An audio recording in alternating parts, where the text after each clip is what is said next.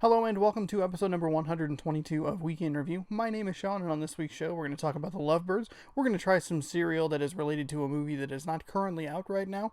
We'll talk about this week's new releases and the streams happening over on twitch.tv/ShaunosaurusRex. First up on this week's show is The Lovebirds, which was a movie that was supposed to originally be released in April, but due to obviously everything being shut down, it got pushed to just indefinite. It was never given another date, but then Netflix ended up picking it up and it debuted on streaming on its streaming service last Friday, the 22nd. This movie actually comes with a bit of a backstory for me personally with it. I can't remember exactly what I was seeing. It may have even been Just Mercy, but I remember sitting in the theater and I was sitting with my mom, and so I'm sitting there watching this trailer. I don't know what the movie is. It has Kumail Nanjiani, it has Issa Rae in it, two actors that normally I feel like I would be like, okay, I'll be in on this anyway, but has a very generic vibe to it, and I just sat there in the theater going like, I don't really want to watch this, like completely forgetting that The Big Sick is probably the best romantic comedy movie ever made. I love that movie dearly. And the trailer kind of goes on like this for about 45 seconds, and then it makes a turn. And it was actually very startling in the theater because you're just not expecting it at all when all of a sudden a body hits the front of a car, and it's a very like alarming thing.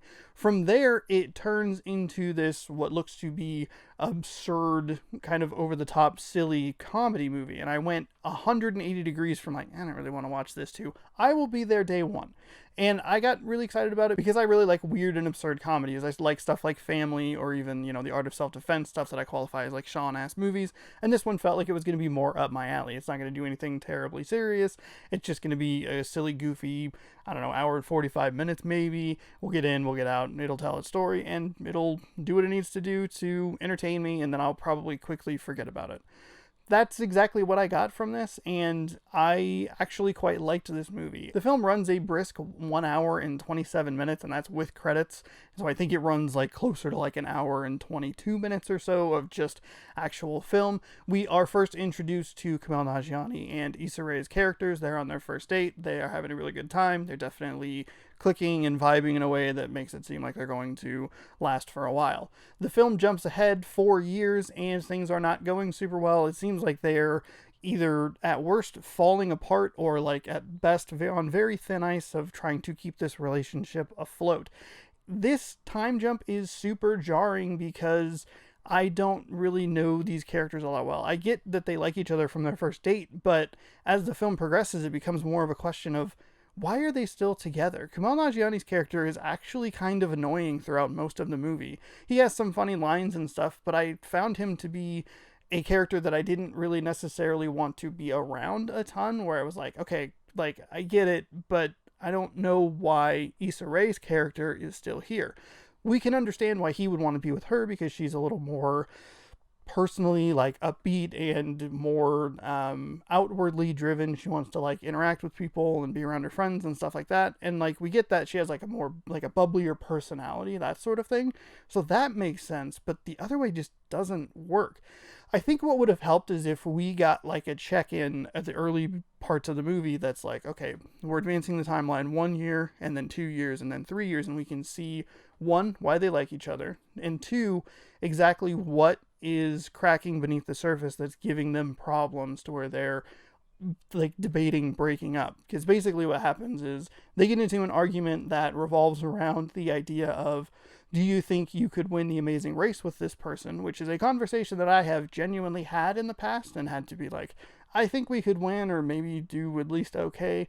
Our good days are really good, but our bad days are like, we're just off and there's no way we would get through these challenges. And so we follow them through this argument, and they have to do something with one of Issa Rae's character's friends where they have like a dinner party or whatever. It's on this drive that they make where everything suddenly changes and it morphs into the kind of absurd comedy, and this is where the crash from the trailer happens and the subsequent events following that. And then now all of a sudden they are on the run and they're trying to solve this crime, this mystery, trying to figure out, what happened. The movie does pick up steam, and it moves at such a nice clip. I mentioned that it's only like an hour and 20 minutes, maybe 22 minutes without credits. It moves so briskly between situations, setups, obstacles, payoffs for the next, 45 minutes to an hour or so, really zipping between like funny situations, and I found myself laughing pretty consistently. Only a couple of jokes don't land. I would say that like 75% of the jokes in this movie worked for me, and that even includes some of the stuff that was actually shown in the trailers. It's actually unfortunate how much is given away in the trailers just as far as like punchlines are concerned, but it still worked for the most part for me. It's interesting because like the situation that they're dealing with initially seems like it's a very simple thing, but all of a sudden it becomes something much bigger. And as the movie progresses and they get kind of deeper and deeper into this sort of thing, it feels like the writers kind of accidentally wrote them into a corner, and they wrote themselves into a place where they're like, I don't know how we solve this. So they kind of turn it in a weird way where they give a pretty easy answer and excuse to like wrap things up in a pretty nice way. It's at this point that unfortunately it does the kind of like, oh, there's one more little sequence after this that I didn't really buy or think was very interesting. It's a weird ending that I didn't actually enjoy as much as the journey to that part. What I liked most about this movie was Issa Rae and Kumail Nanjiani bouncing off of each other, even if I didn't like Kumail's character all that much. I enjoyed their interactions. I liked the jokes landed. I liked the way it flowed, but it just hits this weird wall where they either ran out of budget or time or something, and they're like, we got to wrap this up, and we need to wrap this up now. And they do, and I don't know. It's the least interesting, least entertaining part of the film, and it kind of lets out on like a very flat note, whereas the preceding hour and 10 minutes, hour or so, is actually quite good, and I found myself really enjoying it. This movie is overall okay. I would qualify it as good because I enjoyed the comedy in it. I can imagine if you're not enjoying the first like 20 minutes of it or so, you're probably going to want to dip out, and it's probably pretty easy to just check it out and see if you like it or not and then dip out because it's on Netflix. I also imagine a lot of people will watch this on Netflix and just go, it was a thing that I watched on Netflix, and they'll probably very quickly forget about it. It's nothing super special. It does exactly what I thought it would do. It would come in, tell the story it wants to tell, even if it lets out a little gas at the end. It has jokes that work. For the most part, they do. It's a fun, silly romp with good actors that I enjoy watching on screen. It's a movie that clicked more with me than it probably will with other people, and I had a good enough time with it watching it last night. I thought it was a fun, silly movie, and that was exactly what I was in the mood for, and this hit that spot. Next up on this week's show, we have a like limited edition adjacent sort of item. It's a movie tie-in thing movie tie-in serial that doesn't have a movie that actually goes with it, and it's kind of a weird reversal of last week where I reviewed Scoob, a movie that came out the time it was supposed to come out, just on a home preview instead of in theaters. But I remarked that there weren't any Scooby snacks to like try with it, or maybe there are and I just didn't find any, whatever. And that cereal is SpongeBob cereal. You can see SpongeBob here on the front. Flip it over. We have Patrick here on the back, ready to roll, ready to feed us some delicious, hopefully vanilla flavored cereal with marshmallows. It's supposed to be tied in with the SpongeBob movie Sponge on the Run, which was supposed to release in theaters on May 22nd, but obviously is not in theaters. However, the cereal was on shelves, and obviously I bought some. Well, technically not a limited edition item, this isn't going to be on shelves forever, and it is specifically tied into a property for a whole marketing blast, all that good stuff. So I thought it'd be fun to give this a try. I have my Donkey Kong mug and spoon, and then I made an actual smart purchasing decision, because I would argue that this might be kind of a dumb purchasing decision, and instead of lugging an entire gallon of milk upstairs, I thought I would just buy a little mini bottle to make it nice and easy to try the cereal. So here, we'll crack it open. We'll try it dry. We'll try it with milk. See what the difference is here.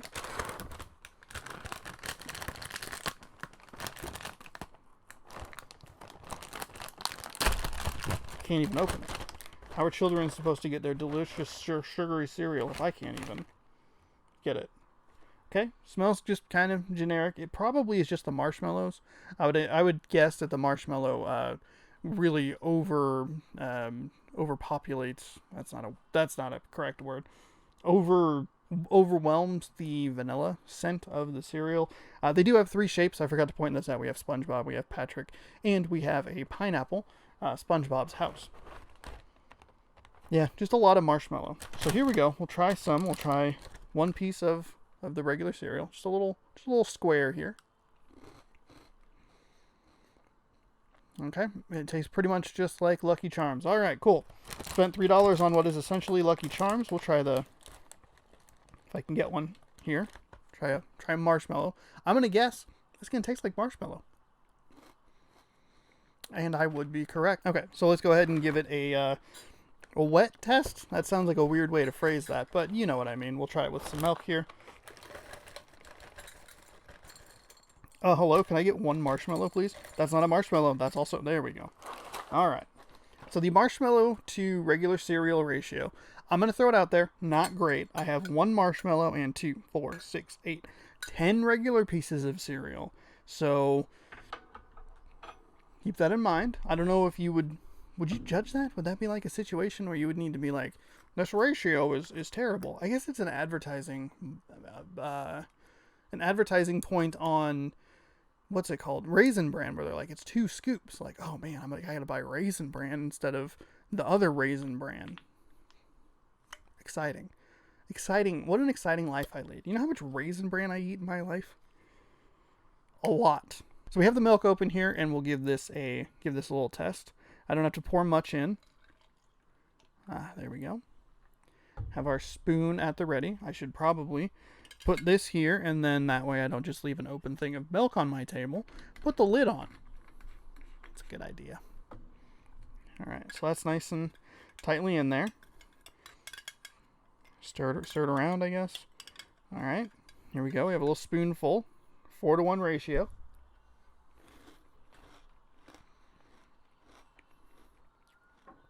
It's just Lucky Charms. It literally is just Lucky Charms. Alright, cool. Well, there you go. I spent $3 on Lucky Charms that are not Lucky Charms. Finally, on this week's show, we'll talk about this week's new releases. Nothing in theaters, obviously. On Blu-ray, The Invisible Man is out, a great movie from earlier this year that I really enjoyed, minus the ending. And then Shout Factory has a special line of Blu-rays that they're releasing called Shout Select, which seems to be more artisan films. Typically, Shout Factory works with kind of the more cult classic type movies that are more like schlocky, sort of like kind of B-grade movies. So it's interesting to see them go with a movie that actually was pretty well critically received at the time of its release, and that is Before the Devil Knows You're Dead from 2007.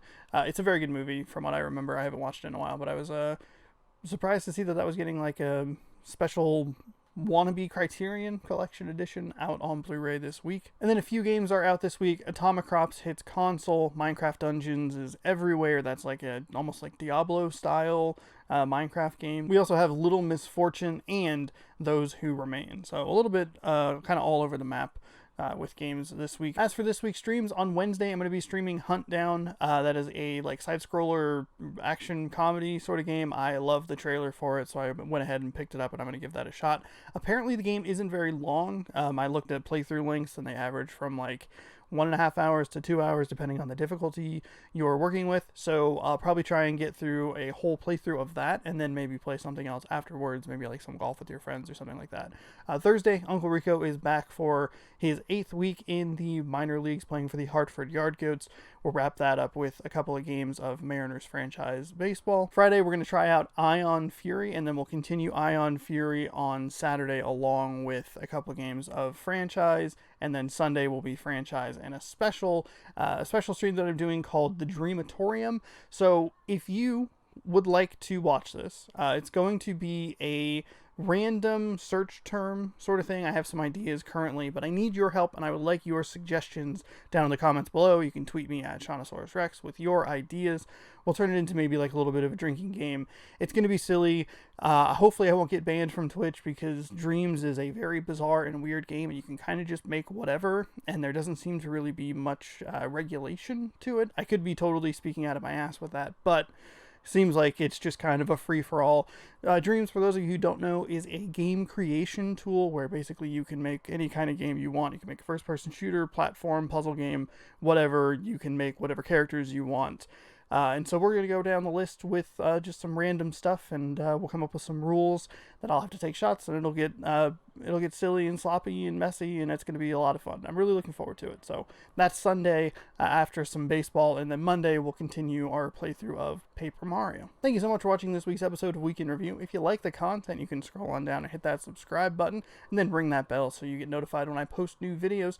You can scroll on down a little bit further and leave me a comment down below if you tried the SpongeBob SquarePants cereal, if you watch the Lovebirds, or if you have search terms that you would like to suggest for me to try and look for during the Dreamatorium stream on Sunday. Be sure to head on over to twitch.tv/ShaunosaurusRex to catch that and all of the other streams happening on Wednesday, Thursday, Friday, Saturday, and Monday, in addition to the Sunday stream. And then check back right here every Tuesday for more Week in Review. We'll see you next week.